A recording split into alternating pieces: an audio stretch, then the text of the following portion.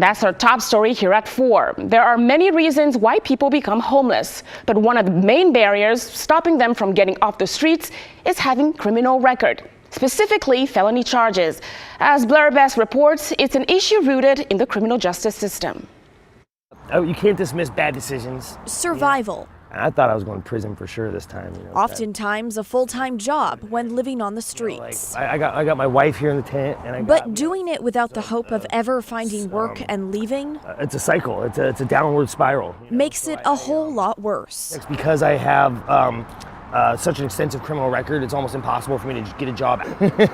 This is Matt. He lives in a tent on the side of Southeast Powell Boulevard. He's faced 11 felony charges for manufacturing, distribution, and possession of marijuana and cocaine. The most recent arrest I had was actually not that long ago. The first 2 charges were filed in 1998, 4 more in 2001, and 5 in 2017. Honestly, I don't. It's been so long. I've had those felonies on my record for so long that I don't even really think about it anymore. If we want our communities to be safe and for people to live safe, stable lives, they have to have a second chance. A second chance for people like Matt is what Shannon White is fighting for at the Partnership for Safety and Justice. That's a nonprofit advocating for solutions to crime that don't involve incarceration. If we're holding people accountable, do we need to saddle them with a lifelong felony conviction? There are people out there that, look at these people with criminal backgrounds and, they say, oh, well, if they get pardoned, they're just going to repeat and they're going to do it again. There's going to be no incentive for them to change their habits and their ways. If people cause harm in the community, there needs to be accountability for it. And I don't think anyone would say that shouldn't happen. But if it's something like an addiction-driven crime, if someone's, using or doing other things related to their drug use, the thing that's going to help them not commit those crimes is not incarceration, right? It's actually getting the support they need to be successful. We actually are trying to focus on a population that is really just trying to literally survive on the streets. For the past 9 months, Drew Grabham at Central City Concern has been leading a team of 7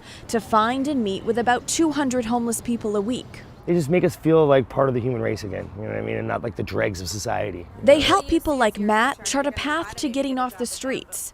A common barrier for many is repeat felony charges. The consequences range from prison to jail sentences, fines, potentially losing the right to vote, and being denied professional licenses, which can prevent people from qualifying for housing or employment. It can be hugely prohibitive of what it can really shrink what their opportunities are. In a job pool that already feels unattainable to many. Because it's almost pointless. Even for people like Amanda Drennan, who dreams of one day getting out. I'm pretty much ready to go. I got my wagon with my food and stuff. It's just getting it from, here to wherever I'm going. I would like to get a job. I would like to see myself moving forward. I would really like to see myself out of a tent. She's been homeless for 2 months and has tried finding work. A secretary job I've tried, and I've tried to do home-based jobs too even, and that's not working out because I don't have a lot of experience. Lack of experience is one thing. Like, you don't have your clothes washed, you don't have an alarm clock. 90% of the time, if I have a phone, it's dead. Like, look at me. I don't look hyper employable. When I smell like shit for, like maybe about half the month, hard to get a shower. I got to ride a bike to wherever I'm going to get a job, which, by the way, got stolen last night. You see a theme going on here in Portland. A theme leaving many hopeless.